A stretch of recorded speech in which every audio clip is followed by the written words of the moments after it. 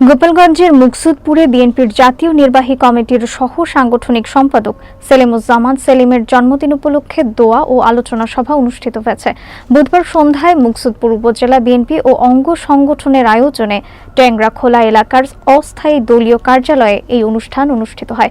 বিস্তারিত থাকছে ওয়াসিম মিয়ার প্রতিবেদনে। অনুষ্ঠানে সভাপতিত্ব করেন উপজেলা বিএনপির সহ সভাপতি আউয়াল ফকির।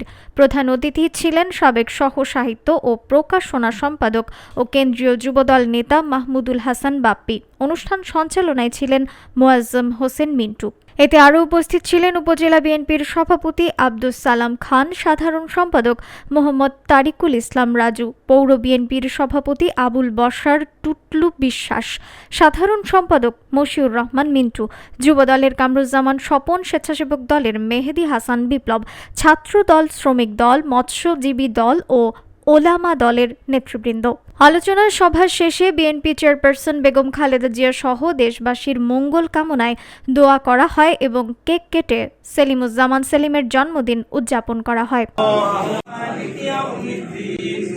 আমরা এই সংক্ষিপ্ত আয়োজন করে আপনারা যেভাবে ঐক্যবদ্ধ থেকে কাজ করেছেন, আমি আশা করব এই 5ই আগস্ট এই বিএনপিকে এই ঘোষিত করে শক্তিশালী করা যায়।